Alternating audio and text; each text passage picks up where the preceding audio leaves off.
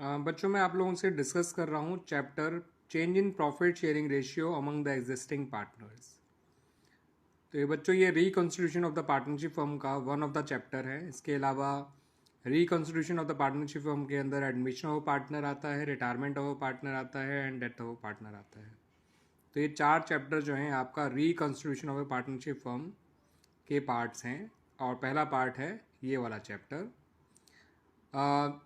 जब existing partners अपना profit sharing ratio change कर देते हैं तो as a result of that firm reconstitute हो जाती है बिकॉज उनके बीच का एग्रीमेंट चेंज हो चुका होता है। एज ए रिजल्ट किसी पार्टनर को सेक्रीफाइस करना पड़ता है तो किसी पार्टनर को गेन हो जाता है।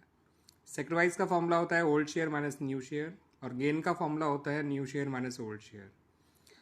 और अगर नया शेयर निकालना है तो ओल्ड शेयर में सेक्रीफाइस माइनस करते हैं या फिर ओल्ड शेयर में गेन प्लस करते हैं। ये फॉर्मूले ध्यान रख लीजिएगा बच्चों मैंने फॉर्मूला तो आपको सेक्रीफाइस और गेन दोनों का बताया है एंड इवन न्यू शेयर निकालने का भी, लेकिन यहाँ पर आपको सेक्रीफाइस और गेन में से केवल एक ही फॉर्मूला यूज़ करना है and that is of sacrifice.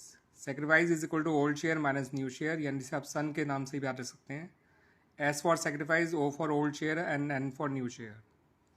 ठीक है बच्चों, तो यही सेक्रीफाइस अगर पॉजिटिव आता है तो वो सेक्रीफाइस ही है, मगर अगर ये नेगेटिव आ जाए तो इसका मतलब वो गेन है। क्लियर बच्चों? यहाँ पे एक एग्जांपल दे सकते हैं आप। ए और अमित और सुमित का ओल्ड रेशियो 2:1 है, इनका नया रेशियो 1:1 है। तो हमने जब चेक किया इनका सेक्रीफाइस तो अमित का तो सेक्रीफाइस ही निकल के आया बिकॉज उसका रिजल्ट पॉजिटिव था, मगर जो सुमित है उसका गेन निकल कर आया बिकॉज उसका रिजल्ट नेगेटिव था। अमित का सेक्रीफाइस 1/6 और सुमित का गेन जो है वो 1/6। और याद रखना ओवरऑल सेक्रीफाइस ओवरऑल गेन के बराबर ही हुआ करता है, इसलिए गेन और सेक्रीफाइस दोनों बराबर निकल कर आए 1/6 1/6। क्लियर बच्चों? गेन और सेक्रीफाइस को एक और फॉर्मूले से समझ लेते हैं। ललित, मुकुल और चेतन जो है उनका ओल्ड रेशियो इक्वल है।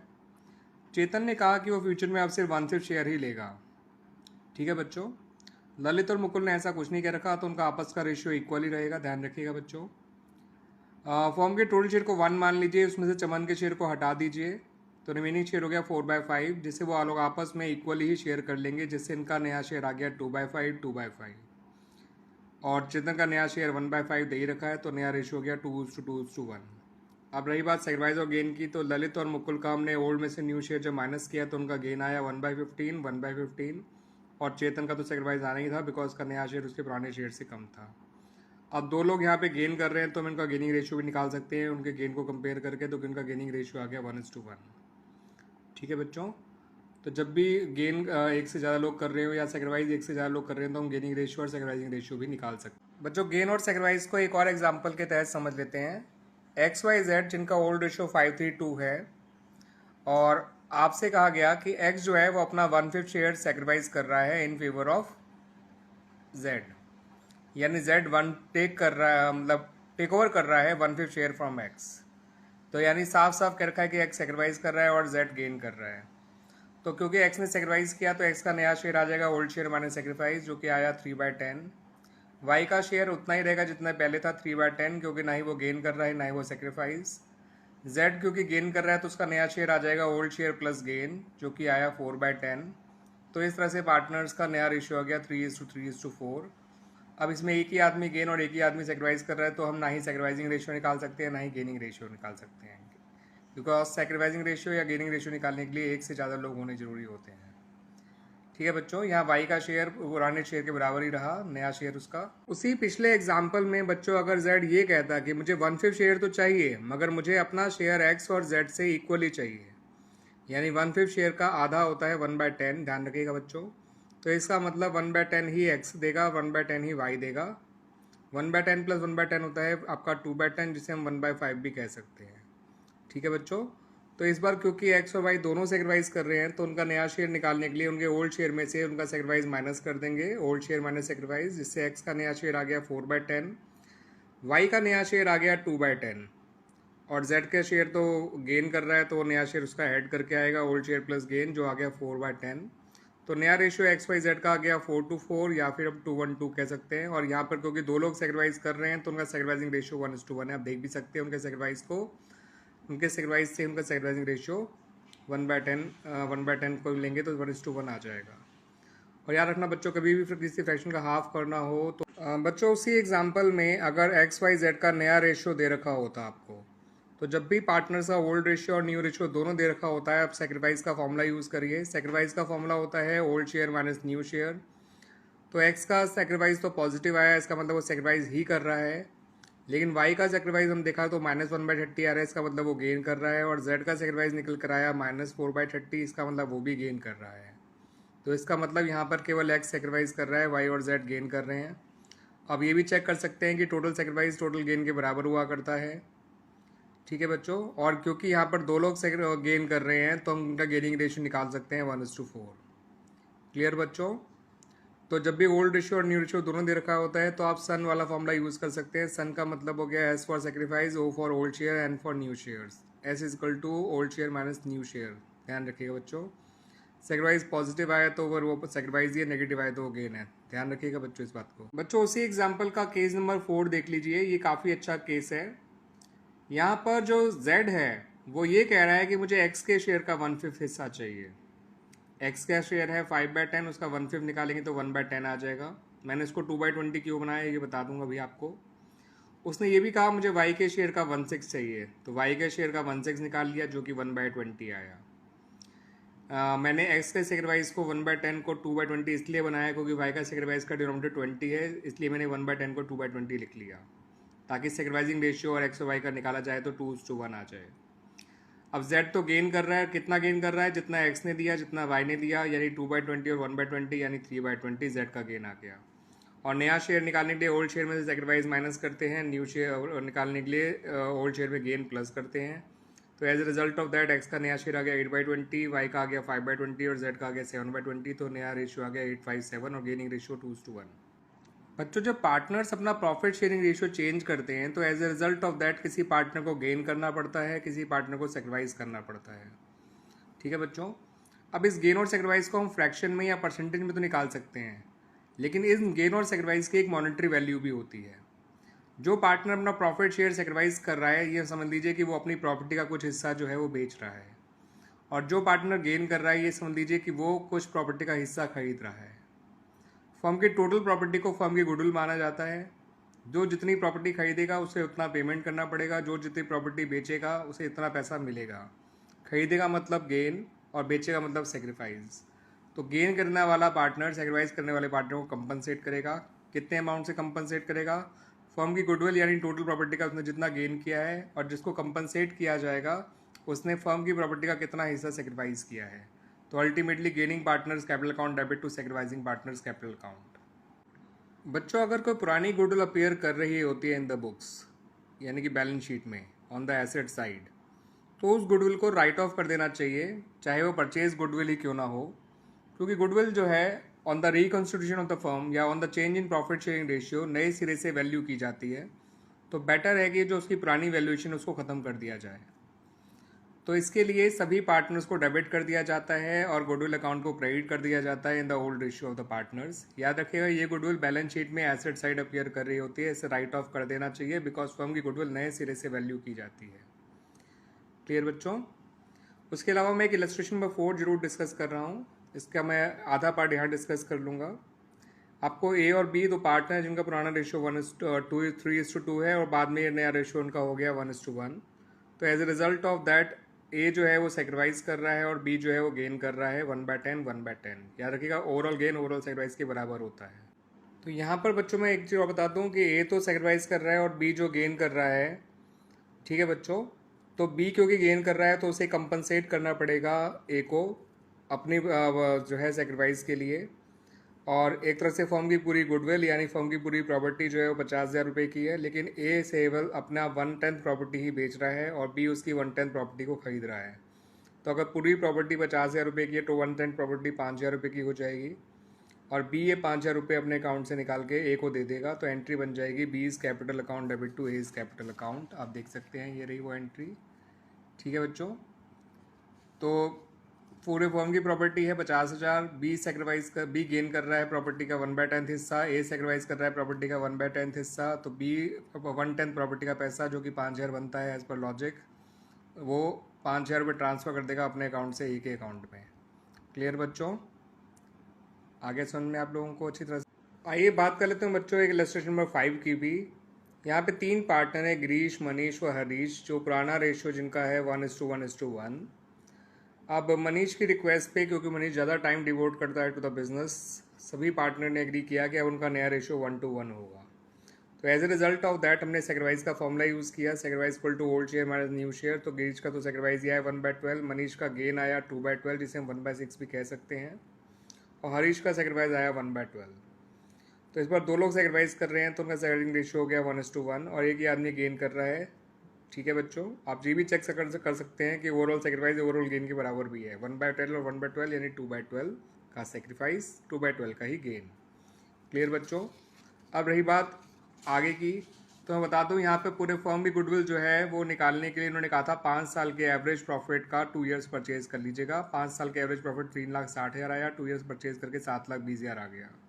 जब पूरे फर्म की गुडविल 7,20,000 आ गई, यानी पूरी फर्म की प्रॉपर्टी की वैल्यू 7,20,000 रुपये है, तो मनीष जो प्रॉपर्टी टेक ओवर कर रहा है वो 2/12 यानी 1/6 प्रॉपर्टी है। तो 7,20,000 का 1/6 होता है 1,20,000, यानी 1/6 प्रॉपर्टी खरीद रहा है 1,20,000 रुपये में, और वो दोनों 1/12 प्रॉपर्टी बेच रहे हैं, यानी 1/12 का शेयर का सेक्रीफाइस कर रहे हैं। तो पूरी प्रॉपर्टी अगर 7,20,000 की है तो 1/12 प्रॉपर्टी 60,000 की हो गई, यानी प्रॉफिट का हिस्सा। तो गिरीश और हरीश दोनों को 60,000 रुपये मिलेंगे, 60,000 ईच, क्योंकि दोनों सेक्रीफाइस कर रहे हैं, और इनको कंपनसेट करेगा वो जो इनका शेयर खरीद रहा है या जो इनकी प्रॉपर्टी खरीद रहा है। ठीक है, इन दोनों को 60,000 रुपये मिल जाएंगे, और मनीष को जो है 1,20,000 रुपये देने पड़ेंगे। तो Manish capital account debit to Girish capital account to Harish capital account, इस तरह से कंपनसेट कर दिया जाएगा to Girish and Harish by Manish, because Manish gain कर रहा है और वो लोग सेक्रीफाइस कर रहे हैं। गेन वाला कंपनसेट करता है सेक्रीफाइस करने वालों को। ठीक है बच्चों। बच्चों इस वीडियो में बात कर रहा हूँ मैं आप लोगों say about the treatment of workman compensation reserve. तो इसमें देखिए, वर्कमैन कंपनसेशन रिजर्व वो रिजर्व होता है जो हमें वर्कमैन को कंपनसेशन देने के लिए पहले से ही प्रिपेयर रखना पड़ता है, कि अगर वर्कमैन को कंपनसेशन को देना पड़ जाए इन फ्यूचर तो उसको इसमें से प्रोवाइड किया जा सके और फर्म पे कोई एडिशनल बर्डन ना पड़े। तो एक स्पेसिफिक रिजर्व होता है जिसका पर्पस होता है कि वर्कमैन को क्लेम देने के लिए ही इसका पैसा यूज़ किया जाएगा।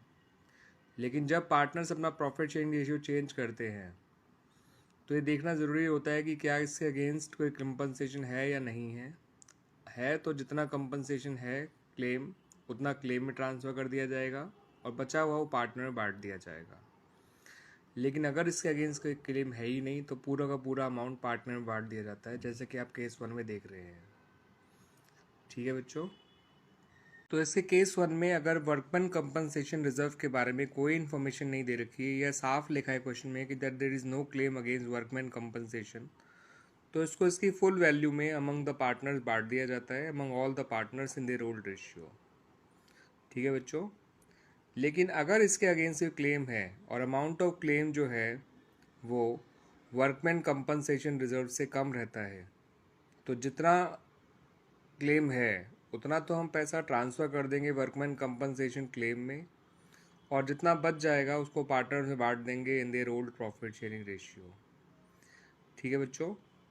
तो यानी अगर कोई फर्दर इन्फॉर्मेशन नहीं है इसके बारे में, तो या एक साफ कह रखा है क्वेश्चन में कि against workman compensation claim there is no claim against workman compensation, तो इसकी full value among the partners बांट दी जाती है, अमंग ऑल द पार्टनर्स। ध्यान रखिएगा इस बात को बच्चों। अगर वर्कमैन कंपनसेशन रिजर्व के अगेंस्ट कोई क्लेम है और जो क्लेम कम है वर्कमैन कंपनसेशन रिजर्व से, तो जो जितना क्लेम है उतना तो हम वर्कमैन कंपनसेशन क्लेम अकाउंट में ट्रांसफ़र कर देंगे, और जितना बचा हुआ होगा उसे सभी पार्टनर में बांट दिया जाएगा in their profit sharing ratio, that is old profit sharing ratio among all the partners.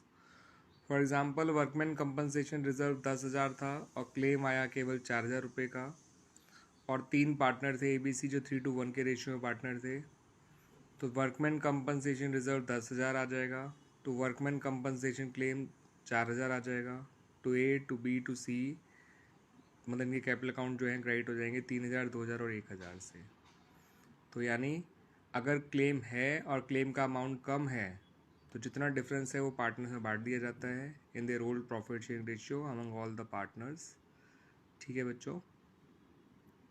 अब बात करें बच्चों केस 3 की, तो अगर क्लेम वर्कमैन कंपनसेशन रिजर्व जितने के अमाउंट के बराबर ही है तो वर्कमैन कंपनसेशन रिजर्व का सारा पैसा वर्कमैन कंपनसेशन क्लेम में ट्रांसफ़र कर देते हैं और पार्टनर्स के लिए कुछ नहीं बचता इस केस में। ये सबसे आसान केस है। अगर बात करी जाए बच्चों केस नंबर 4 की, जहाँ पर वर्कमैन कंपनसेशन क्लेम जो है वो वर्कमैन कंपनसेशन रिजर्व से भी ज़्यादा हो जाता है, तो ऐसे में जो हमें एक्स्ट्रा नुकसान हो रहा है, बिकॉज हमने रिज़र्व तो कम अमाउंट का बना रखा है मगर क्लेम ज़्यादा आ गया है, तो उसको हम रिवोल्यूशन अकाउंट में डेबिट करते हैं। रिवोल्यूशन अकाउंट किसी भी एसेट और लायबिलिटी से होने वाले फ़ायदे या नुकसान को रिकॉर्ड करने के लिए ही बनाया जाता है। तो सपोज़ अगर वर्कमैन कंपनसेशन रिजर्व केवल 10,000 का था मगर क्लेम आ गया 12,000 रुपये का, तो वर्कमैन कंपनसेशन रिजर्व में तो 10,000 ही डेबिट करोगे, बाकी 2,000 रिवोल्यूशन अकाउंट में डेबिट कर दोगे। ठीक है बच्चों, और वर्कमैन कंपनसेशन क्लेम में पूरा जो है 12,000 रुपये लिखोगे। और ये जो रिवोल्यूशन लॉस हुआ है वो ultimately among all the partners बांट दिया जाता है इन देयर ओल्ड रेशियो, यानी इस 2,000 को पार्टनर में बांट देंगे इन देयर ओल्ड रेशियो। क्लियर बच्चों, एक केस ये भी होता है कि आपने कोई वर्कमैन कंपनसेशन रिजर्व बना ही नहीं रखा फर्म ने, मतलब मगर there is a claim against workman compensation, तो ऐसे में ये पूरी तरह से नुकसान ही है और सारा नुकसान रिवोल्यूशन अकाउंट में डेबिट कर दिया जाएगा, बिकॉज कोई भी एसेट और लायबिलिटी की वजह से जो फ़ायदा या नुकसान होता है वो रिवोल्यूशन अकाउंट में ही ट्रांसफ़र किया जाता है। तो इसकी एंट्री बन जाएगी revaluation account debit to workman compensation claim account, और फिर इस रिवोल्यूशन लॉस को अमंग द पार्टनर्स बांट दिया जाएगा, अमंग ऑल द पार्टनर्स बांट दिया जाएगा, इस बात को ध्यान रखिएगा, in their old ratio. Suppose claim आ गया 5,000 का, रिजर्व था नहीं कोई भी, तो revaluation account debit to workman compensation reserve claim account 5,000 और partners capital account debit to revaluation account 5,000 in their old profit sharing ratio. ठीक है बच्चों, यहाँ मैं एक बात आपको और क्लियर कर दूँ, जो भी ये क्लेम होता है वो बैलेंस शीट में शो किया जाता है on the liability side of the new form of the reconstructed. बात कर लें बच्चों अगर केस नंबर 4 के बारे में, तो केस नंबर 4 जो है उससे पहले मैं केस नंबर 5 के बारे में बात कर लेता हूँ कि केस नंबर 5 में वर्कमैन कंपनसेशन क्लेम जो है वो 90,000 ही दे रखा है जितना कि रिजर्व है, तो ऐसे में जितना रिजर्व है वो सारा का सारा क्लेम में ट्रांसफ़र कर दिया जाएगा, पार्टनर के लिए कुछ नहीं बचेगा और एंट्री हो जाएगी workman compensation reserve account debit to workman compensation claim account. अब बात कर लेते हैं केस नंबर 4 की। तो केस नंबर 4 में ये कह रखा था कि जो क्लेम है वो 99,000 है, जबकि हमारा वर्कमैन कंपनसेशन रिजर्व केवल 9,000 है। तो हमें सच में नुकसान अब इस केस में ही हुआ है, इसके अलावा किसी भी केस में हमको नुकसान नहीं हो रहा था क्योंकि रिजर्व ज़्यादा था, ठीक है, या बराबर था, लेकिन यहाँ पर क्लेम कम पड़ गया, तो जितना जितना कम पड़ा उतना रिवोल्यूशन अकाउंट में डेबिट कर दिया गया 9,000। ठीक है बच्चों, रिजर्व क्लेम से कम था इसलिए, और इस 9,000 के लॉस को पार्टनर्स में ओल्ड रेशियो में बांट दिया गया। बच्चों बात कर लेते हैं about the treatment of investment fluctuation reserve. तो इन्वेस्टमेंट फ्लक्चुएशन रिजर्व जो है वो भी एक स्पेसिफिक रिजर्व है जो इन्वेस्टमेंट में फॉल होने के केस में उसको कवर करने के लिए, या जो फॉल होने की वजह से जो लॉस होता है उसको कवर करने के लिए बनाया जाता है। ठीक है बच्चों, तो यहाँ भाई वेरियस केसेस होते हैं जो मैं डिस्कस करूँगा आप लोगों से। सबसे पहला केस तो ये होता है कि मार्केट वैल्यू इन्वेस्टमेंट के बारे में कोई फर्दर इन्फॉर्मेशन नहीं है, या फिर ये कह लीजिए कि मार्केट वैल्यू में कोई चेंज ही नहीं आया ऑफ इन्वेस्टमेंट। तो ऐसे में पूरा इन्वेस्टमेंट फ्लक्चुएशन रिजर्व फ्री है to be distributed among the partners, और इसको पार्टनर्स में बांट दिया जाता है in their old ratio among all the partners. ध्यान रखिएगा बच्चों, तो investment fluctuation reserve account debit हो जाएगा और पार्टनर्स कैपिटल अकाउंट जो है वो क्रेडिट हो जाएंगे इन देयर ओल्ड रेशियो। और इन्वेस्टमेंट फ्लक्चुएशन रिजर्व जो है इन्वेस्टमेंट में मार्केट वैल्यू फॉल होने के लॉस की वजह से उसको कवर करने के लिए बनाया जाता है। बच्चों बात कर लें अब केस नंबर 2 की, जहाँ पर इन्वेस्टमेंट की मार्केट वैल्यू में फॉल तो जरूर आता है मगर वो फॉल इतना नहीं होता कि वो इन्वेस्टमेंट फ्लक्चुएशन रिजर्व को जो है पार कर जाए। यानी कि सपोज इन्वेस्टमेंट की मार्केट वैल्यू में फॉल आया 10,000 का, मगर हमारे पास इन्वेस्टमेंट फ्लक्चुएशन रिजर्व है 18,000 का, तो ऐसे में हम आराम से उस इन्वेस्टमेंट के फॉल को कवर से भी कर सकते हैं और पार्टनर के लिए कुछ पैसा बचा भी सकते हैं फॉर डिस्ट्रीब्यूशन। तो ऐसे में एंट्री बन जाती है investment fluctuation reserve account debit to investment account, और बचा हुआ जो है वो to all partners capital account आ जाता है in their old profit sharing ratio. और अगर ये fall in the value of investment बिल्कुल IFR के बराबर ही आया है, यानी इन्वेस्टमेंट में गिरावट भी 18,000 की आई है और IFR भी 18,000 का है, तो पूरा इन्वेस्टमेंट फ्लक्चुएशन रिजर्व डेबिट हो जाएगा और ये पूरा इन्वेस्टमेंट में ही क्रेडिट हो जाएगा, पार्टनर के लिए ऐसा कुछ नहीं बचेगा। ठीक है बच्चों, तो यहाँ पर फॉल या तो कम आया है या फिर बराबर आया है, अभी ज़्यादा नहीं आया है फॉल। ठीक है बच्चों, ध्यान रखिएगा। बच्चों, इन्वेस्टमेंट फ्लक्चुएशन रिजर्व के केस में एक केस ऐसा भी आता है जहाँ पर fall in the value of investment जो है वो इन्वेस्टमेंट फ्लक्चुएशन रिजर्व से भी ज़्यादा हो जाती है। यानी कि अगर इन्वेस्टमेंट में फॉल आया 20,000 का, मगर वर्कमैन कंपनसेशन रिजर्व तो केवल आपने इन्वेस्टमेंट फ्लक्चुएशन रिजर्व तो आपने केवल 18,000 का बना रखा था, तो ऐसे में जो एक्स्ट्रा फॉल है वो रिवोल्यूशन अकाउंट के थ्रू कवर किया जाएगा, क्योंकि अब ये नुकसान हो गया है एक एसेट का, और एसेट और लायबिलिटीज़ में होने वाले नुकसान और फ़ायदे को रिवोल्यूशन अकाउंट में ट्रांसफ़र किया जाता है। ठीक है बच्चों, तो ऐसे में एंट्री बनती है investment fluctuation reserve account debit, revaluation account debit to investment account. जितना आईएफआर से कवर कर सकते हैं आईएफआर से करेंगे, बाकी रिवैल्यूएशन में डेबिट कर देंगे टू इन्वेस्टमेंट। और रिवैल्यूएशन कोई लॉस अपने पास नहीं रखता, उस लॉस को पार्टनर में ही अल्टीमेटली डिस्ट्रीब्यूट कर देता है।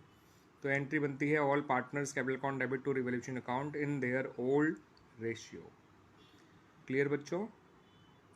बच्चों, एक केस ऐसा भी आता है जहां इन्वेस्टमेंट की वैल्यू में फॉल नहीं बल्कि इंक्रीज आ जाता है।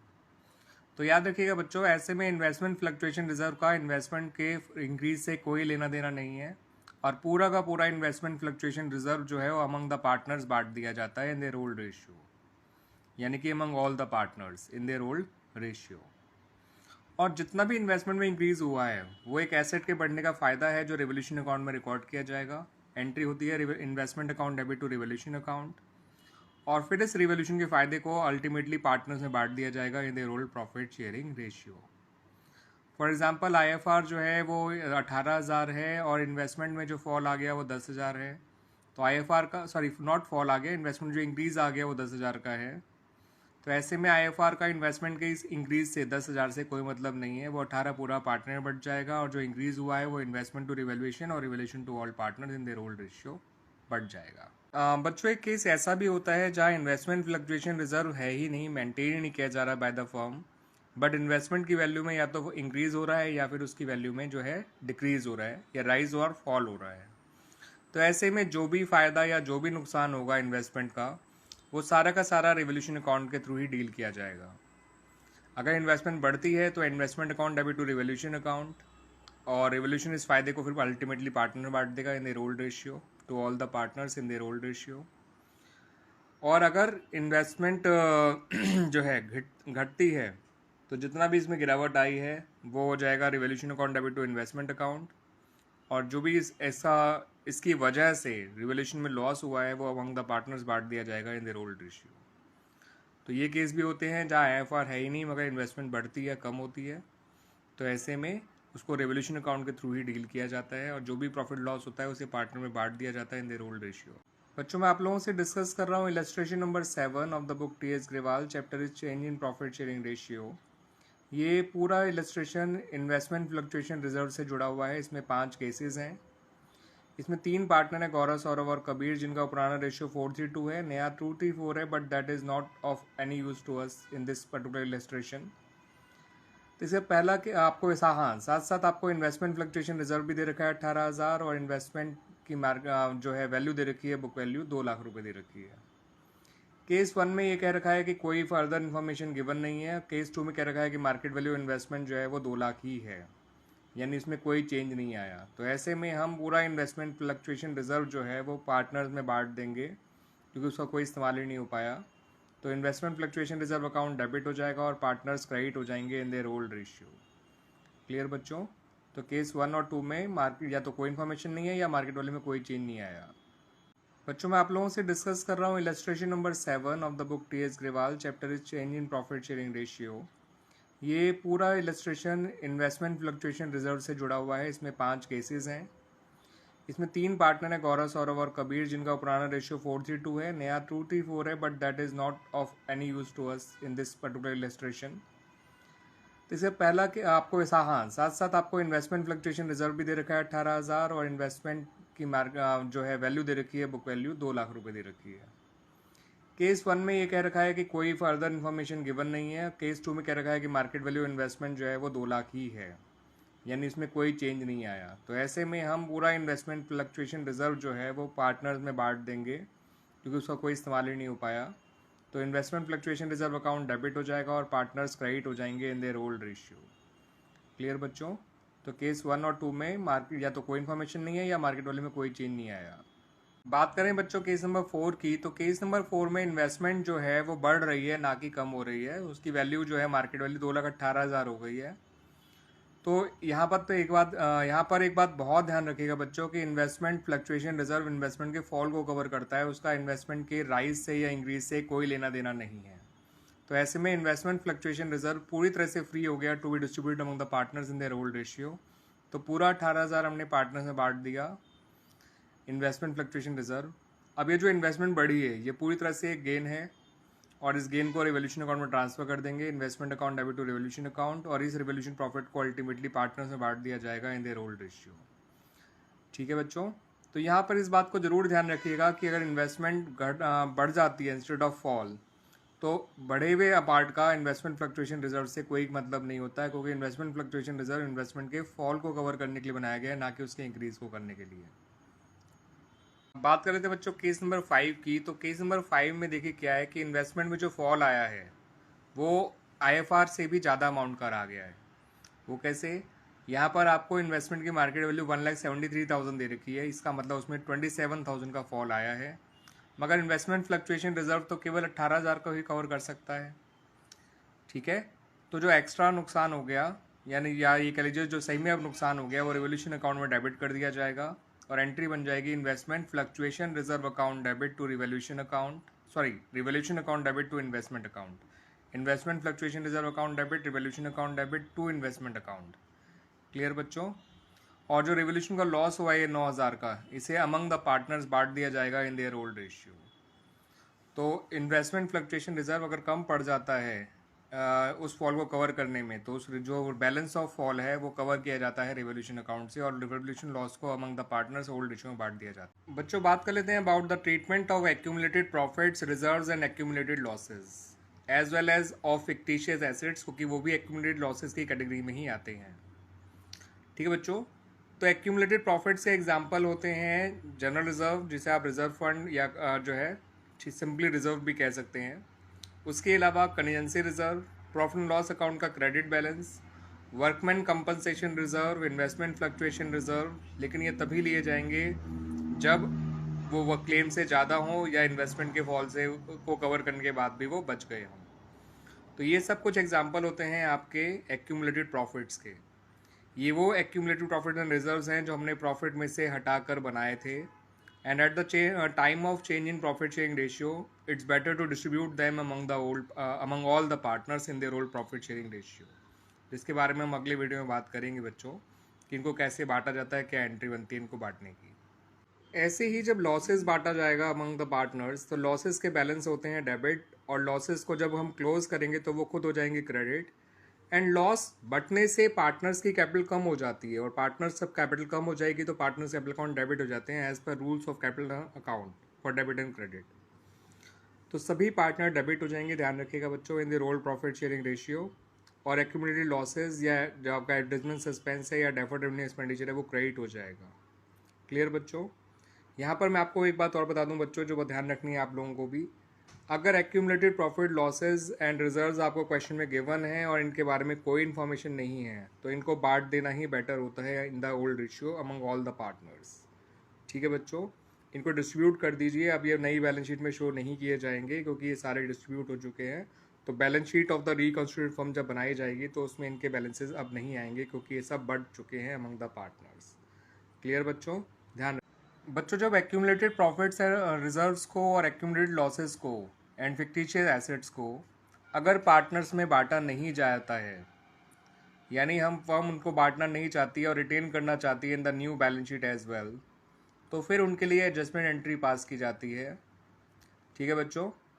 एडजस्टमेंट एंट्री में करना क्या होता है कि जो भी हमारा अगर क्या कहते हैं एक्यूमुलेटेड प्रॉफिट एंड लॉसेज हैं या रिजर्व्स हैं, उसके लिए हम पहले पार्टनर्स का गेन और सेक्रीफाइस निकालते हैं कि कौन पार्टनर गेन कर रहा है और कौन पार्टनर सेक्रीफाइस कर रहा है due to change in profit sharing ratio. और फिर एक्यूमुलेटेड प्रॉफिट एंड रिजर्व की जो एडजस्टमेंट एंट्री बिल्कुल गुडविल की एडजस्टमेंट एंट्री जैसी बनती है। गेनिंग पार्टनर के कैपिटल अकाउंट को डेबिट कर दिया जाएगा, सैक्रिफाइसिंग पार्टनर के कैपिटल अकाउंट को क्रेडिट कर दिया जाएगा। गेनिंग पार्टनर डेबिट होगा his gain into accumulated profit से, और जो सैक्रिफाइसिंग पार्टनर है वो क्रेडिट होगा his sacrifice into accumulated profits and reserves. तो एक्यूमुलेटेड प्रॉफिट एंड रिजर्व्स की एडजस्टमेंट एंट्री इस तरह से बनाई जाती है। बात करें about the adjustment entry for accumulated losses, तो वही आपको करना है। यहाँ पर भी पार्टनर्स का गेन और सैक्रिफाइस निकालना है, मगर इस बार एक्यूमुलेटेड लॉसेस की एडजस्टमेंट एंट्री में सैक्रिफाइसिंग पार्टनर को डेबिट करना है instead of the gaining partner, और गेनिंग पार्टनर क्रेडिट हो जाएगा इंस्टेड ऑफ डेबिट। निकालने का तरीका सेम है, अमाउंट जितना भी वो गेन है सैक्रिफाइस कर रहे हैं उनको एक्यूमुलेटेड लॉसेस से मल्टीप्लाई कर दीजिएगा। सैक्रिफाइसिंग पार्टनर डेबिट हो जाएगा तो with sacrifice into accumulated losses या फिक्टिशियस एसेट जो भी होगा वो, और गेनिंग पार्टनर क्रेडिट हो जाएगा किस अमाउंट से भला, his gain into accumulated losses या फिक्टिशियस एसेट्स।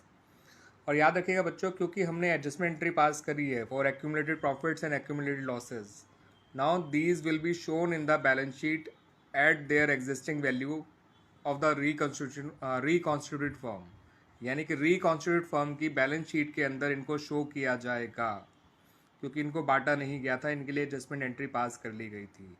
अब ये बटेंगे भी तो फ्यूचर में बटेंगे। बच्चों बात करें इलस्ट्रेशन नंबर 8 की, तो यहाँ पर आपको दो पार्टनर दे रखे हैं हरदीप और संदीप, जिनका ओल्ड रेशियो 4:1 है और नया रेशियो 1:1 है। आपको एडवर्टाइजमेंट सस्पेंस का बैलेंस दे रखा है ₹20,000, और आपसे कहा गया एंट्री पास करिए on the date of change in profit sharing ratio. यहाँ पे ये नहीं बताया गया है कि एडवर्टाइजमेंट सस्पेंस को डिस्ट्रीब्यूट करना है या फिर आगे कंटिन्यू करना है, तो ऐसे में डिस्ट्रीब्यूट ही कर देना चाहिए among the old partners. Advertisement suspense एक फिक्टिशियस एसेट है या एक्यूमुलेटेड लॉस आप कह सकते हैं। तो जब इसको डिस्ट्रीब्यूट करेंगे तो ये क्रेडिट हो जाएगा और पार्टनर्स की कैपिटल डेबिट हो जाएंगी इन देयर ओल्ड रेशियो, और एंट्री बन जाएगी Hardeep's capital account debit, Sandeep's capital account debit to advertisement suspense account. Clear बच्चों? तो ध्यान रखिएगा, अगर किसी एक्यूमुलेटेड लॉस या एडवर्टाइजमेंट सस्पेंस के डिस्ट्रीब्यूशन के बारे में कोई इन्फॉर्मेशन नहीं है तो इसे डिस्ट्रीब्यूट ही कर देना चाहिए इन the old ratio of the partners. यही बात करें बच्चों इलस्ट्रेशन नंबर 9 की, तो XY जो है पार्टनर हैं, जिनका पुराना रेशियो 3:2 है, नया रेशियो जो है 1:1 है, और उनको प्रॉफिट एंड लॉस अकाउंट का डेबिट बैलेंस दे रखा है ₹50,000। तो प्रॉफिट एंड लॉस अकाउंट का डेबिट बैलेंस का मतलब होता है कि इट्स ए लॉस, ये एसेट साइड में अपीयर करता है, ध्यान रखिएगा बच्चों। और यहाँ भी ये नहीं कहा गया कि इसको बांटना है या नहीं बांटना, तो ऐसे में बांट देना ही बेटर होता है अमंग द पार्टनर्स। इनको रिटेन तभी करेंगे जब हमसे क्वेश्चन में स्पेशली कहा जाए कि इसे डिस्ट्रीब्यूट नहीं करना है, डिस्टर्ब नहीं करना है और कंटिन्यू करना है in the new balance sheet. तो यहाँ पर आप इसको जब बांटेंगे तो पार्टनर्स की कैपिटल कम हो जाएगी because it is a loss, और लॉसेस बांटने से कैपिटल कम हो जाती है, और कैपिटल कम होती है तो डेबिट होती है। इन देयर ओल्ड रेशियो करेंगे, ये काम ध्यान रखिएगा। और लॉस का बैलेंस जब क्लोज होगा तो वो क्रेडिट हो जाएगा, इसलिए प्रॉफिट लॉस अकाउंट क्रेडिट हो जाता है। और एंट्री बनती है X capital account debit Y's capital account debit to profit and loss account in the ratio 3:2। बात करें बच्चों इलस्ट्रेशन नंबर 10 की, तो इसमें आपको तीन पार्टनर्स दे रखे हैं XY और Z, जिनका पुराना रेशियो 5:3 है और नया रेशियो जो है वो 2:3 है। आपको फॉलोइंग बैलेंसेस दे रखे हैं, दे रखा है वर्कमैन कंपनसेशन रिजर्व दे रखा है। ये तीनों तो लायबिलिटी साइड दे रखे हैं, इसका मतलब दे हैव क्रेडिट बैलेंसेस, यानी P&L अकाउंट भी एक प्रॉफिट है ना कि लॉस है। और एसेट साइड में एडवर्टाइजमेंट सस्पेंस दे रखा है, यानी कि डेबिट बैलेंस है, यानी कि ये लॉस है। और आपसे इनको बांटने की एंट्री मांगी गई है, तो ये बांटने वाला काम ओल्ड रेशियो में किया जाएगा। General reserve, profit loss account और वर्कमैन कंपनसेशन रिजर्व तीनों ही ओल्ड रेशियो में बांट दिए जाएंगे ऑफ द पार्टनर्स। यहाँ पे मैं और बता दूँ बच्चों कि वर्कमैन कंपनसेशन रिजर्व के अगेंस्ट कोई क्लेम नहीं है, इसलिए इसे पूरा बांट दिया गया अमंग द पार्टनर्स, और एक ही एंट्री में तीनों को बांट दिया गया in the old ratio of partners. General reserve debit, P&L account debit, workman compensation reserve account debit to, ये तीनों। और एडवर्टाइजमेंट सस्पेंस एक लॉस है, जब लॉस बांटेंगे तो ये तीनों डेबिट हो जाएंगे, एडवर्टाइजमेंट सस्पेंस क्रेडिट हो जाएगा। बात कर लेते हैं बच्चों अबाउट इलस्ट्रेशन नंबर 11। यहाँ पर तीन पार्टनर हैं, समीक्षा, ऐश और दिव्या, जिनका पुराना रेशियो है 5:3 और नया रेशियो है 2:5 यहाँ पर आपको कुछ बैलेंसेस दे रखे हैं, जैसे कि प्रॉफिट एंड लॉस अकाउंट का डेबिट बैलेंस दे रखा है 50,000, इन्वेस्टमेंट फ्लक्चुएशन रिजर्व दे रखा है 40,000, साथ साथ इन्वेस्टमेंट भी दे रखी है जिसकी बुक वैल्यू 50,000 5 लाख है और मार्केट वैल्यू 4,80,000 है। साथ में एक इन्फॉर्मेशन और दी गई है कि पूरे फर्म की गुडविल जो वैल्यू करी गई है वो 3 लाख रुपये है, और आपसे नेसेसरी एंट्रीज मांगी गई हैं। देखिए बच्चों, प्रॉफिट एंड लॉस अकाउंट का बैलेंस तो ओल्ड रेशियो में बढ़ जाएगा, इन्वेस्टमेंट फ्लक्चुएशन रिजर्व का बचा हुआ बैलेंस भी ओल्ड रेशियो में बढ़ जाएगा। लेकिन ये जो गुडविल होती है, इसकी लिए ट्रीटमेंट के लिए तो एडजस्टमेंट ट्री पास करनी पड़ती है, पार्टनर का गेन सेक्रीफाइस निकालना पड़ता है और गेनिंग पार्टनर से पैसा लेके सेक्रीफाइसिंग पार्टनर को दिया जाता है, तो आप जानते ही हैं। तो दैट्स वाई ये गेन और सेक्रीफाइस निकाले गए। तो यहाँ पर केवल समीक्षा गेन कर रही है, ऐश और दिव्या समीक्षा सेक्रीफाइस कर रही है, ऐश और दिव्या गेन कर रही है, ध्यान रखिएगा बच्चों। अब इसी इलस्ट्रेशन 11 के एंट्रीज की बात कर लें तो profit and loss account debit balance loss था। जब लॉस को बांटेंगे तो तीनों पार्टनर डेबिट हो जाएंगे इन देयर ओल्ड रेशियो, यानी कि समीक्षा, ऐश और दिव्या तीनों डेबिट हो जाएंगी और 25, 15 और 10 से, और profit and loss account credit हो जाएगा 50,000 से। ओल्ड रेशियो 532 था। इन्वेस्टमेंट फ्लक्चुएशन रिजर्व 40,000 था, इन्वेस्टमेंट में फॉल आया था 20,000। तो उस 20,000 के लॉस को कवर करने के बाद भी 20,000 बच गए, जो पुराने रेशियो में बांट दिए गए पुराने पार्टनर्स में। तो investment fluctuation reserve account debit हुआ 40,000, टू इन्वेस्टमेंट 20,000 और बचा हुआ 10,000 समीक्षा, ऐश और दिव्या में बांट दिया गया 532 के रेशियो में। और रही बात गुडविल के एडजस्टमेंट एंट्री की, तो ऐश और दिव्या को गेन कर रहे थे, वो दोनों डेबिट हो गए और समीक्षा क्रेडिट हो गई। अमाउंट 60,000, 30,000 और 90,000 कैसे आया देख लीजिए। गेन को और सेक्रीफाइस दोनों को मल्टीप्लाई कर दिया गया फर्म की गुडविल से, तो जिससे ऐश और दिव्या डेबिट हो गई 60 और 30 से और समीक्षा क्रेडिट हो गई 90,000 से। क्लियर बच्चों? करें बच्चों इलस्ट्रेशन नंबर 12 की, तो यहाँ पर आपको तीन पार्टनर दे रखे हैं, आन, बान और शान, जिनका पुराना रेशियो 332 है और नया रेशियो जो है वो इक्वल है। यहाँ पर जनरल रिजर्व अपीयर कर रहा है 72,000 और ये साफ कहा गया है कि हमें इसे डिस्ट्रीब्यूट नहीं करना है अमंग द पार्टनर्स, और इसको हमें आगे कंटिन्यू करना है in the new balance sheet also. Balance sheet of reconstituted form में भी हमसे कंटिन्यू करना है। तो ऐसे में जनरल रिजर्व के लिए एडजस्टमेंट एंट्री पास की जाएगी। एंट्री बिल्कुल गुडविल जैसी होगी, जैसे गुडविल के लिए एडजस्टमेंट एंट्री पास करते हैं। गेनिंग पार्टनर को डेबिट कर देंगे, सेक्रीफाइसिंग पार्टनर को क्रेडिट कर देंगे। तो हमने जब इनका गेन सेक्रीफाइस निकाल के देखा तो आन और बान तो सेक्रीफाइस कर रहे हैं 1/12, 1/72, 1/72 का, और शान जो है वो गेन कर रहा है 2/72 का। तो as a result of that शान डेबिट हो जाएगा, आन और बान क्रेडिट हो जाएंगे। और अमाउंट कैसे आएगा देख लीजिए। 72,000 का 1/72, 1/72 और 2/72 निकाल लिया, जिससे अमाउंट 2,000, 1,000 और 1,000 आ गए। क्लियर बच्चों? अच्छा इलस्ट्रेशन है ये। बच्चों इलस्ट्रेशन 13 जो है वो काफ़ी अच्छा इलस्ट्रेशन है, बोर्ड एग्जाम में आ भी चुका है एक बार ऐसा इलस्ट्रेशन, ऐसा क्वेश्चन।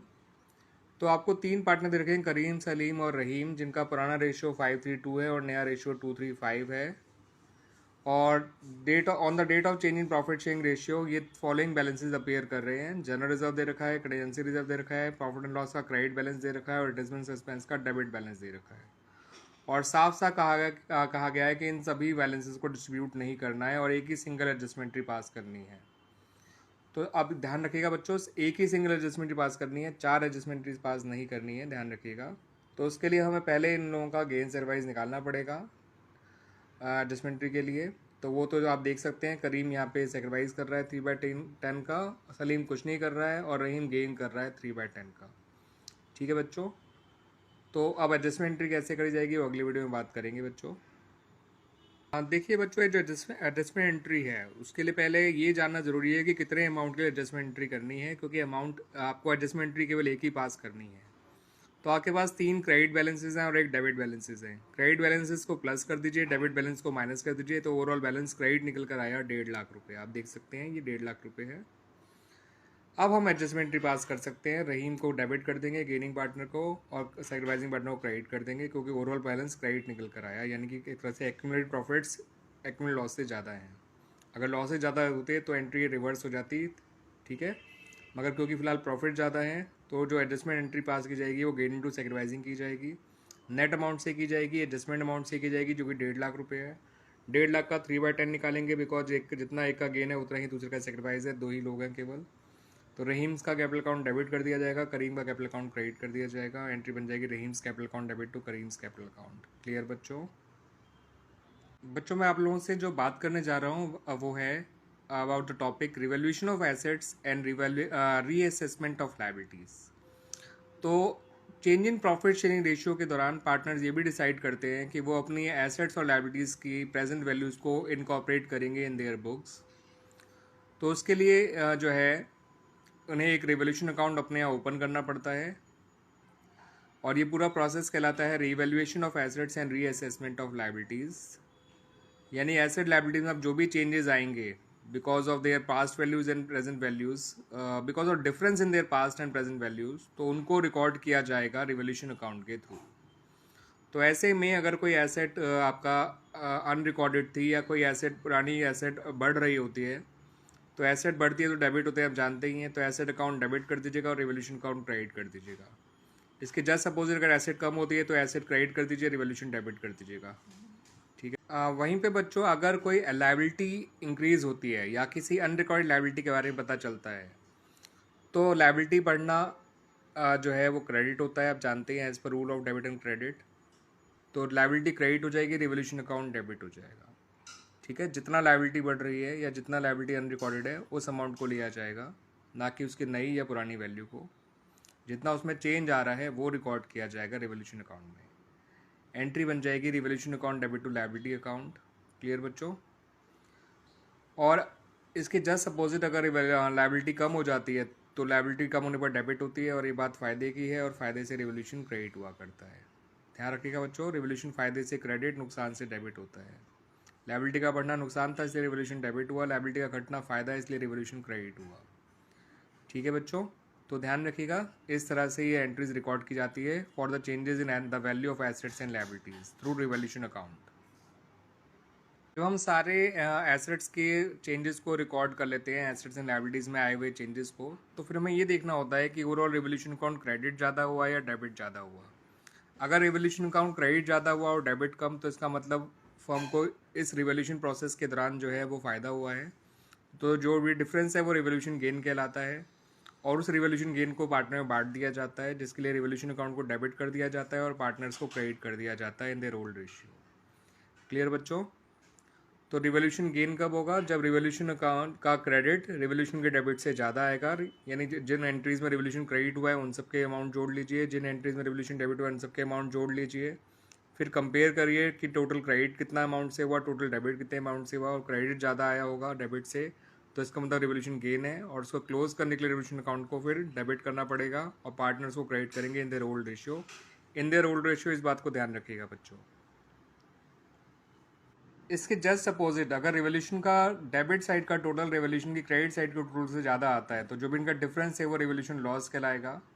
ठीक है बच्चों? और रिवोल्यूशन लॉस यानी कब आया होगा? जब डेबिट साइड का टोटल रिवोल्यूशन का क्रेडिट साइड से ज़्यादा होगा। यानी जितनी एंट्रीज में रिवोल्यूशन डेबिट हुआ है उनको जोड़ लीजिए, जितनी एंट्रीज में रिवोल्यूशन क्रेडिट हुआ है उनको जोड़ लीजिए, फिर इनका डिफरेंस देखिए।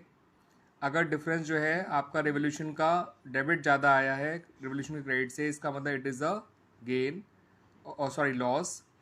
और रिवोल्यूशन लॉस जो है वो जो पार्टनर में बांटा जाएगा, तो रिवोल्यूशन अकाउंट खुद तो क्रेडिट हो जाएगा, बिकॉज किसी भी डेबिट बैलेंस को क्लोज करने के लिए उसे क्रेडिट ही किया जाता है, और पार्टनर डेबिट हो जाएंगे सारे के सारे इन देयर ओल्ड रेशियो। तो रिवोल्यूशन लॉस बांटने से रिवोल्यूशन अकाउंट जो है खुद क्रेडिट हो जाता है, बिकॉज उसका डेबिट बैलेंस ज़्यादा था और डेबिट बैलेंस को क्लोज करने के लिए क्रेडिट करना पड़ता है, और पार्टनर लॉस की वजह से डेबिट हो जाएंगे इन देयर ओल्ड रेशियो। ध्यान रखिएगा बच्चों। क्लियर बच्चों? बच्चों, इन रिवोल्यूशन एंट्रीज़ को अगर रिवोल्यूशन अकाउंट में पोस्ट किया जाए तो फ़ायदे वाली बातें यहाँ लिखी जाती हैं, नुकसान वाली बातें यहाँ लिखी जाती हैं। फ़ायदा कब होगा? जब हमारी कोई एसेट बढ़ेगी या फिर कोई लायबिलिटी कम हो जाएगी या फिर किसी अनरिकॉर्डेड एसेट के बारे में पता चलेगा, तो फ़ायदे वाली बातें यहाँ पर। नुकसान कब होगा? जब कोई एसेट कम हो जाएगी या लायबिलिटी बढ़ जाएगी या किसी अनरिकॉर्डेड एसेट लायबिलिटी के बारे में पता चलेगा, तो फ़ायदे वाली बातें यहाँ पर, नुकसान वाली बातें यहाँ पर। अब जो भी बैलेंसिंग फिगर होगा, फ़ायदे ज़्यादा है नुकसान कम, तो बैलेंसिंग फिगर आपका गेन कहलाएगा। ठीक है, रिवोल्यूशन गेन, और रिवोल्यूशन गेन जो है वो यहाँ बांटा जाएगा। फ़ायदे होते यहाँ पर हैं, बढ़ते यहाँ पर हैं। अगर यही आपका नुकसान ज़्यादा हुए हैं और फ़ायदे कम, तो जो डिफरेंस है वो रिवोल्यूशन लॉस कहलाएगा। नुकसान होता यहाँ पर है और बढ़ता यहाँ पर है, इस बात को ध्यान रखिएगा बच्चों। और ये जो भी काम किया जाता है वो इन the old ratio of partners किया जाता है। ये फॉर्मेट होता है रिवोल्यूशन अकाउंट का, सिंपल फॉर्मेट है बच्चों। फ़ायदे क्रेडिट साइड में, नुकसान डेबिट साइड में, और डिस्ट्रीब्यूटेबल प्रॉफिट डेबिट साइड में, डिस्ट्रीब्यूटेबल लॉस क्रेडिट साइड में इन देयर ओल्ड रेशियो। बच्चों, अगर फर्म ये चाहती है कि एसेट्स और लायबिलिटीज़ की नई वैल्यू बुक्स में ना शो की जाए और पुरानी वैल्यू ही जो है अपीयर करती रहे in the new balance sheet as well, या फिर हम ये कह रहे हैं कि फर्म ये चाहती ही नहीं कि रिवोल्यूशन अकाउंट बनाना है, तो हमें एसेट्स और लायबिलिटीज़ के चेंजेस के जो नेट इफेक्ट होगा उसको इस तरह से निकालना होता है।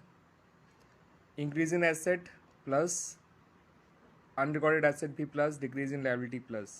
मतलब जो काम एंट्रीज या अकाउंट के थ्रू करना होता है वो काम स्टेटमेंट के थ्रू करना है आपको फ़ायदे वाली बातें प्लस करनी है, नुकसान वाली बातें माइनस। इसलिए डिक्रीज इन एसेट माइनस हुआ, इंक्रीज इन लायबिलिटी माइनस हुआ, अनरिकॉर्ड लायबिलिटी माइनस हुआ। और जो भी रिजल्ट होगा वो गेन या लॉस ऑन रिवोल्यूशन कहलाएगा बच्चों। क्लियर बच्चों? उसके बाद एडजस्टमेंट एंट्री पास करनी है। अगर रिवोल्यूशन में गेन हुआ होगा तो gaining partner to sacrificing partner, जो भी रिवोल्यूशन गेन या लॉस है उससे मल्टीप्लाई कर दिया जाएगा, और लॉस हुआ होगा तो ये एंट्री रिवर्स हो जाएगी, ध्यान रखिएगा बच्चों। यानी कि बच्चों जो रिवोल्यूशन गेन हुआ होगा तो जो भी हम पार्टनर का गेन और सेक्रीफाइस निकालेंगे old share minus new share करके, तो उसके बेसिस पे अगर रिवोल्यूशन गेन हुआ होगा तो गेनिंग पार्टनर को डेबिट कर देंगे और सेक्रीफाइसिंग पार्टनर को क्रेडिट कर देंगे। जो भी उनका गेन और सेक्रीफाइस होगा उसको रिवोल्यूशन गेन से मल्टीप्लाई कर देंगे, एंट्री बन जाएगी। लेकिन अगर रिवोल्यूशन लॉस हुआ होगा तो ये एंट्री रिवर्स होनी है, ध्यान रखिएगा। सब सेक्रीफाइसिंग पार्टनर डेबिट होगा, गेनिंग पार्टनर क्रेडिट होगा। तरीका सेम है निकालने का, पहले उनके गेन सेक्रीफाइस निकाल दीजिएगा, जो भी उनके गेन और सेक्रीफाइस निकल कर आएंगे उसको रिवोल्यूशन लॉस से मल्टीप्लाई कर दीजिएगा, एंट्री बन जाएगी। ठीक है बच्चों? तो ये ऐसा तब करना होता है जब फर्म नहीं चाहती कि रिवोल्यूशन अकाउंट बने, वो नहीं चाहती कि नई values of assets and liabilities को इनकॉर्पोरेट किया जाए इन द बुक्स, और वो चाहती है कि पुरानी वैल्यू ही नई बुक्स में कंटिन्यू करती रहें। तो ऐसे में रिवोल्यूशन का नेट इफेक्ट स्टेटमेंट बना के निकाला जाता है, जो मैंने पहले समझाया था, और उससे जो भी प्रॉफिट या लॉस आता है उसके लिए ये एडजस्टमेंट बनाई जाती है for profit as for loss. कर रहा हूँ, this is illustration number 14 of the book T S. Grewal, chapter 4 है आपका, और एडिशन जो बुक का है वो 2022 है। इसमें वैसे तो बैलेंस शीट दे रखी है और क्वेश्चन में केवल एंट्रीज मांगी है और रिवोल्यूशन अकाउंट मांगा है। तो बैलेंस शीट के अंदर लायबिलिटी साइड में जनरल रिजर्व दे रखा था, वर्कमैन कंपनसेशन रिजर्व दे रखा था, पार्टनर्स का पुराना रेशियो 5:3 दे रखा था और नया रेशियो 2:1 दे रखा था। तो जनरल रिजर्व तो बांट दिया क्योंकि उसके बारे में कुछ कह नहीं रखा था ओल्ड रेशियो में। वर्कमैन कंपनसेशन रिजर्व क्लेम हटाने के बाद, क्योंकि उसका क्लेम दे रखा है, पार्टनर ने बांट दिया ओल्ड रेशियो में। तो ये रिवोल्यूशन के फ़ायदे वाली बातें थी। लैंड में इतने का फ़ायदा होता है 26 का, स्टॉक में 10,000 का और क्रेडिटर में 5,000 का। फ़ायदे से रिवोल्यूशन क्रेडिट होता है, इसलिए हमने देखो रिवोल्यूशन को क्रेडिट किया है। ठीक है, रिवोल्यूशन डेबिट हो गया और ये नुकसान को रिकॉर्ड कर लिया। हमें ओवरऑल फ़ायदे कम हुए थे, नुकसान ज़्यादा हुए थे, तो ओवरऑल नेट लॉस आ गया जो पार्टनर में बढ़ गया उनके ओल्ड रेशियो में। और उसके बाद हमने फ़ायदे यहाँ रिकॉर्ड कर दिए, नुकसान यहाँ रिकॉर्ड कर दिया और रिवोल्यूशन अकाउंट तैयार कर लिया।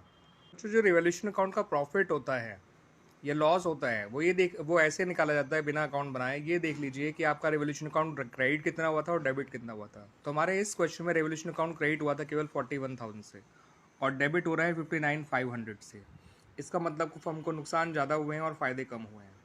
तो इसका मतलब ये जो नुकसान है वो उसका डिफरेंस आपका 18,500 आ गया। ये डिविजिबल लॉस हो गया जो पार्टनर में बढ़ जाएगा इन their old profit sharing ratio. और आप जानते हैं जब लॉस को पार्टनर में बांटा जाता है तो कैपिटल डेबिट हो जाती है और जो है रिवोल्यूशन अकाउंट क्रेडिट हो जाएगा। ठीक है बच्चों?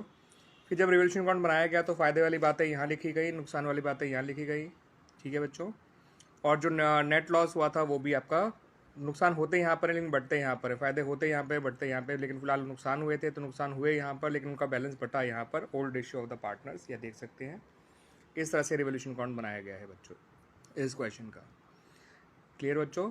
तो इसकी एंट्रीज अच्छी हैं, आगे काम आएंगी। अब जो मैं आप लोगों से डिस्कस कर रहा हूँ बच्चों, this is illustration number 15 of the book T S. Grewal, chapter number 4 है change in PSR, edition of the book है 2022। आपको 3 पार्टनर दे रखे हैं, राधिका, बानी और चित्रा, जिनका पुराना रेशियो 2:1 है, नया रेशियो 3:1 है। आपको यहाँ पे कुछ बैलेंसेस भी दे रखे हैं जिसमें प्रॉफिट एंड लॉस अकाउंट का डेबिट बैलेंस दे रखा है जिसे लॉस कहते हैं। उसके अलावा जनरल रिजर्व दे रखा है 1,44,000। फिर ये भी कहा गया कि गुडविल जो है पूरे फर्म की वैल्यू करी गई है 1,80,000 रुपये, और साथ साथ ये भी कहा है कि लैंड जिसकी बुक वैल्यू 3 लाख है और उसकी रिवाइज वैल्यू जो है वो 4,80,000 है। आपसे नेसेसरी एंट्रीज मांगी हैं। तो बच्चों मैं आपको बता दूं कि यहाँ पे पीनल अकाउंट का डेबिट बैलेंस, जनरल रिजर्व ये तो ओल्ड रेशियो में बढ़ जाएंगे, और लैंड का जो होने वाला गेन है रिवोल्यूशन वो भी ओल्ड रेशियो में बढ़ जाएगा। लेकिन जो गुडविल है उसके लिए एंट्री जो पास की जाती है वो हमेशा एडजस्टमेंट एंट्री पास की जाती है। उसके लिए गेन सेक्रीफाइस निकालना ज़रूरी होता है, तो इसलिए हमने गेन सेक्रीफाइस निकाल कर देखा। तो आप देख सकते हैं राधिका गेन कर रही है और मानवी जो है वो सेक्रीफाइस कर रही है। अब देखिए सबसे पहले पीनल अकाउंट डेबिट बैलेंस जब बांटा जाएगा पार्टनर्स में, तो पीनल अकाउंट डेबिट बैलेंस जो है लॉस होता है, तो लॉस को जब पार्टनर बांटेंगे तो 2:1 के रेशियो में बांट दिया जाएगा। ठीक है बच्चों? जनरल रिजर्व तो एक प्रॉफिट की तरह ही है, प्रॉफिट बढ़ेगा तो कैपिटल बढ़ेंगी, इसलिए जनरल रिजर्व डेबिट हो जाएगा और पार्टनर्स क्रेडिट हो जाएंगे इन देयर ओल्ड रेशियो। लैंड में हमें फ़ायदा और था 1,80,000 का, तो land account debit to revolution, फ़ायदे रिवोल्यूशन में क्रेडिट किए जाते हैं, इस बात को दिमाग में रख लीजिए बच्चों हमेशा। और रिवोल्यूशन गेन जो है वो अल्टीमेटली पार्टनर में बांट दिया जाएगा। जब रिवोल्यूशन गेन को पार्टनर बांटेंगे तो ओल्ड रेशियो में बांटा जाएगा 1,80 को, तो रिवोल्यूशन अकाउंट डेबिट हो जाएगा, तीनों क्रेडिट हो जाएंगे, ये भी ओल्ड रेशियो में होगा। अब बचा केवल गुडविल के लिए, और उसके लिए एडजस्टमेंट एंट्री पास करनी है। मैंने कहा था goodwill is just like a property, जिसका हिस्सा जो बेच रहा है वो क्रेडिट हो जाएगा, जो खरीद रहा है वो डेबिट हो जाएगा। जितना हिस्सा खरीद रहा है, जितने बेच रहा है हिस्सा बेच रहे हैं, उतने से ही डेबिट क्रेडिट किया जाता है। तो 180 का 16 निकाला 30,000। राधिका गेन कर रही थी, बानी सेक्रीफाइस कर रही थी, इसलिए राधिका डेबिट हो गई और बानी क्रेडिट हो गई। ठीक है बच्चों, इस तरह से ये एंट्रीज कंप्लीट हो जाती हैं। अब बात कर लेते हैं बच्चों इलस्ट्रेशन नंबर 16 की। यहाँ पर ABC का पुराना रेशियो दे रखा है 532, नया रेशियो दे रखा है 235। और यहाँ पर इन्होंने साफ साफ हमें कह रखा है कि वो एसेट्स के और लाइबिलिटीज़ की नई वैल्यूज़ को रिकॉर्ड नहीं करना चाहते हैं, और इसके लिए केवल एडजस्टमेंट एंट्री ही पास करना चाहते हैं। एडजस्टमेंट एंट्री पास करने के लिए बहुत ज़रूरी है कि आप ये जानें कि पार्टनर कौन गेन कर रहा है, कौन सेक्रीफाइस। तो हम चेक कर सकते हैं, यहाँ पे ए सेक्रीफाइस कर रहा है 3/10 का, और सी कर रहा है गेन। अब आइए निकालते हैं बच्चों रिवोल्यूशन का प्रॉफिट या लॉस। उन्होंने कहा लैंड एंड बिल्डिंग इंक्रीज हुई है, इंक्रीज नहीं है, उसे हमने फाइंड आउट किया है, वो आप भी आराम से फाइंड आउट कर सकते हैं। उसकी वैल्यू बढ़ रही थी, इसलिए वो प्लस में आ गया। क्रेडिटर कम हो रहे हैं, वो भी प्लस में आ गया। मशीनरी कम हो रही है तो वो माइनस में आ गया। आउटस्टैंडिंग एक्सपेंसेस बढ़ रहे हैं, वो माइनस में आ गया। तो ओवरऑल रिवोल्यूशन का गेन आ गया 30,000 रुपये। ठीक है बच्चों, क्योंकि प्लस ज़्यादा हुए हैं, माइनस कम, यानी फ़ायदे ज़्यादा हुए हैं, नुकसान कम। बात तो बस सिर्फ जो रिवोल्यूशन प्रॉफिट हुआ है उसकी एडजस्टमेंट एंट्री पास करनी है। 30,000 इंटू 3/10 कर देंगे, सी डेबिट हो जाएगा, ए क्रेडिट हो जाएगा। Gaining partner debit to sacrificing partner, क्योंकि रिवोल्यूशन में गेन हुआ था, दैट्स वाई। क्लियर। बात करें बच्चों इलस्ट्रेशन नंबर 17 की, तो यहाँ पर आपको जो है तीन पार्टनर दे रखे हैं, अशोक, भीम और चेतन, जिसे मैं ABC कह सकता हूँ, जिनका पुराना रेशियो 3:1 है। फिर उन्होंने कहा कि अब हम फ्यूचर में इक्वली शेयर करेंगे। उनकी बैलेंस शीट में जनरल रिजर्व दे रखा था 60,000, और साथ साथ ये भी कहा गया है कि गुडविल की वैल्यूएशन जो है वो 3 लाख की है। और उसके अलावा 2 पॉइंट और दे रखे हैं, 2-3 पॉइंट जो रिवोल्यूशन जुड़े हुए हैं। बैलेंस शीट में मैंने उन्हीं पॉइंट को नोट किया जो रिवोल्यूशन जुड़े हुए हैं। तो उन्होंने कहा था लैंड जिसकी बुक वैल्यू 1 लाख है, वो बढ़कर 1,60,000 हो गई है। बिल्डिंग जो 1 लाख है उसके 6% डेप्रिशिएट करना है, और क्रेडिटर जो 12,000 के हमसे कोई क्लेम नहीं करेगा। इसमें आपसे जनरल एंट्रीज मांगी है, रिवोल्यूशन अकाउंट मांगा है, और बाद में जो है बैलेंस शीट और पार्टनर्स कैपिटल अकाउंट, ये सब बनाना है इस क्वेश्चन के अंदर। तो सबसे पहले मैं गेन सेक्रीफाइस तो बात कर लेता हूँ इस वीडियो के अंदर। ABC का हमने गेन सेक्रीफाइस निकाल के देखा, तो A तो सेक्रीफाइस कर रहा है और C गेन कर रहा है, B कुछ नहीं कर रहा है। अब मैं पहले इनसे जुड़ी हुई एंट्रीज बनाऊंगा, देन अकाउंट बनाऊंगा बच्चों। ठीक है बच्चों, जो सबसे पहली जनरल एंट्री बनाई जाएगी वो रिजर्व बांटने की बनाई जाएगी। रिजर्व ओल्ड रेशियो में बांट दिया जाएगा। रिजर्व बांटेंगे तो कैपिटल बढ़ती है, इसलिए पार्टनर क्रेडिट हो गया, रिजर्व डेबिट हो गया।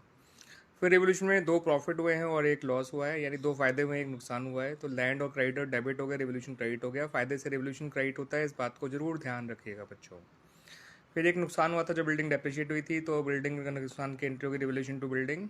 रिवोल्यूशन नुकसान से डेबिट होता है, इसलिए हमें फ़ायदे ज़्यादा हुए थे। 72,000 के नुकसान सिर्फ 6,000 का हुआ है, तो हमें रोल नेट फ़ायदा हो रहा है। और जब ये फ़ायदा बढ़ता है तो रिवोल्यूशन डेबिट हो जाता है, पार्टनर क्रेडिट हो जाते हैं, देयर ओल्ड रेशियो।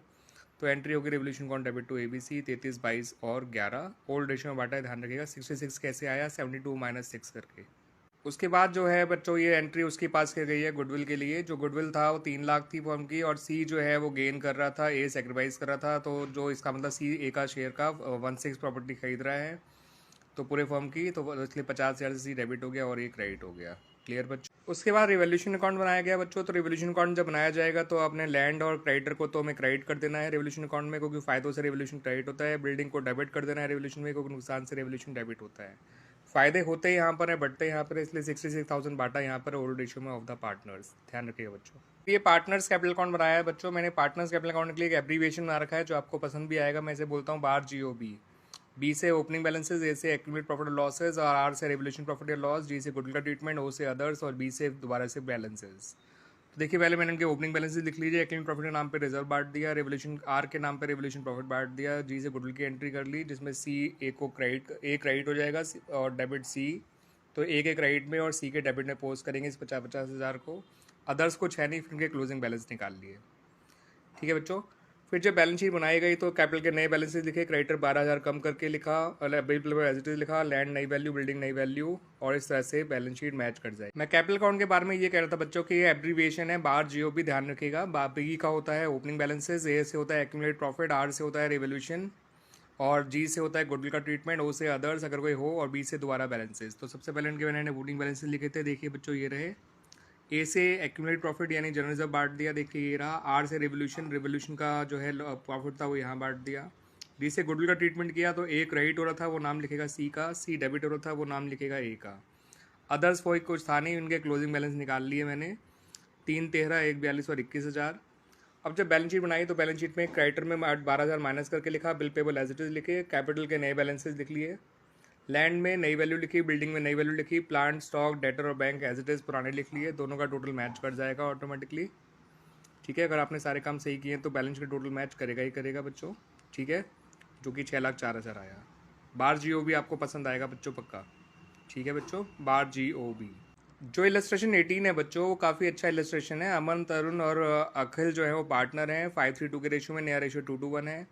इनकी बैलेंस शीट की लायबिलिटीज में रिजर्व भी दे रखा है, प्रॉफिट एंड लॉस अकाउंट भी दे रखा है, और कुछ पॉइंट्स दे रखे हैं एज पर लायबिलिटी से जुड़े हुए नीचे एडिशनल इन्फॉर्मेशन में, और फर्म की गुडविल दे रखी है।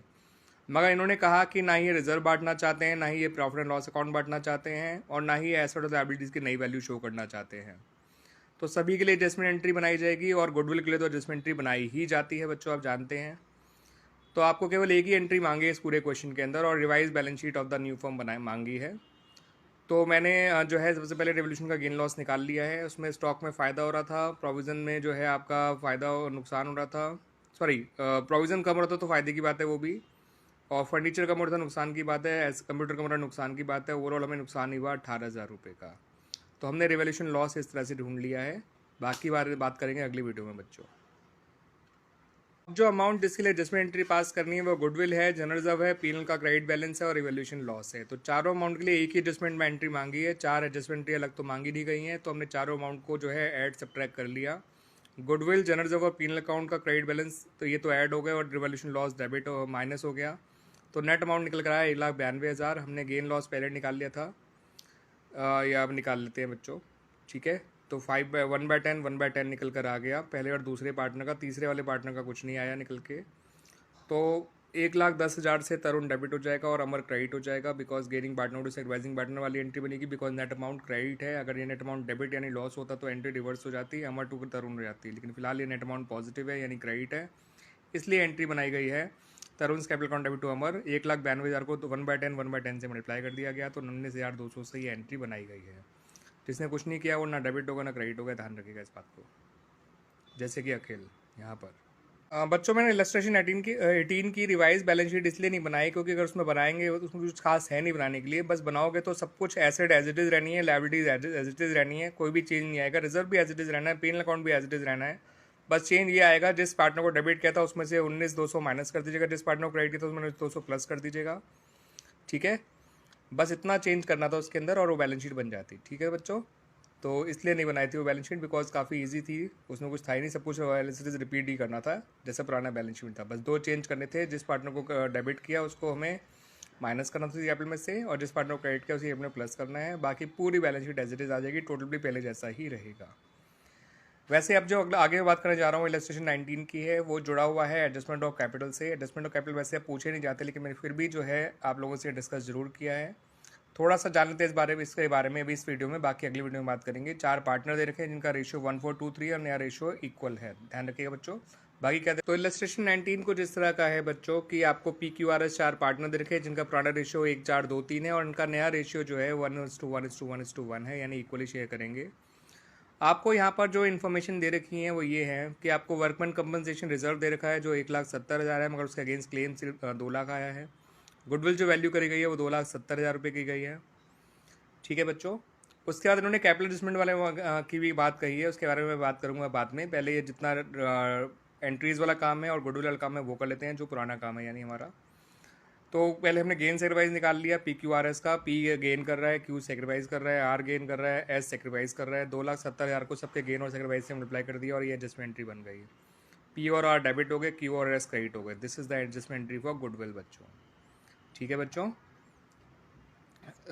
सिंपल लॉजिक का यूज़ किया, जो पार्टनर गेन कर रहे हैं वो डेबिट हो जाएंगे, जो पार्टनर सेक्रीफाइस कर रहे हैं वो क्रेडिट हो जाएंगे।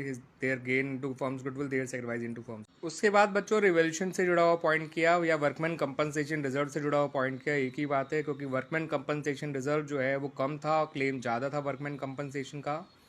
तो WCR 170 से डेबिट हुआ, रिवोल्यूशन 30 से डेबिट हुआ टू वर्कमैन कंपनसेशन क्लेम, यानी हमें रिवोल्यूशन डेबिट हो रहा है यानी नुकसान हो रहा है, और रिवोल्यूशन नुकसान अपने पास तो रखेगा नहीं, वो पार्टनर में बांट देगा। तो चारों पार्टनर डेबिट हो गए, there old ratio revolution count credit हो गया। अब बात करेंगे बच्चों एडजस्टमेंट ऑफ कैपिटल्स की।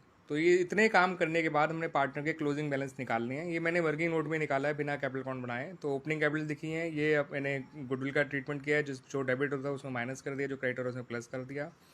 रेवोल्यूशन लॉस लिखा है जो सब में ही माइनस कर दिया गया। इससे फर्म सबकी क्लोजिंग कैपिटल आ गई और इस क्लोजिंग कैपिटल्स को मैंने जोड़ के total capital of the new firm निकाल लिया है बच्चों। ठीक है, क्वेश्चन में कहा गया था कि पार्टनर अपनी कैपिटल को नए रेशियो के अकॉर्डिंग एडजस्ट करना चाहते हैं या रीएडजस्ट करना चाहते हैं। तो इस पहले की क्लोजिंग कैपिटल निकाल ली और सबको जोड़ लिया और उससे total capital of new firm आई है निकल कर, उसको मैंने सबके नए रेशियो में बांट दिया। जो total capital of new firm निकल कर आई थी, सारे पार्टनर्स की कैपिटल निकलने के बाद जो आई थी एडजस्टमेंट करने के बाद, उन सबको जोड़कर 13,70,000 आया था। इस 13,70,000 को सब में बांट दिया, चारों में इक्वल रेशियो में, बिकॉज उनका नया रेशियो इक्वल है। तो 342,500 342,500 हर किसी की कैपिटल निकल कर आ गई। अब पी की पुरानी कैपिटल जो थी वो कम थी, नई ज़्यादा है, तो पी को कैश लाना पड़ेगा। सेम क्यू को, उसकी पुरानी कैपिटल कम थी, नई ज़्यादा है, तो उसे भी कैश लाना पड़ेगा।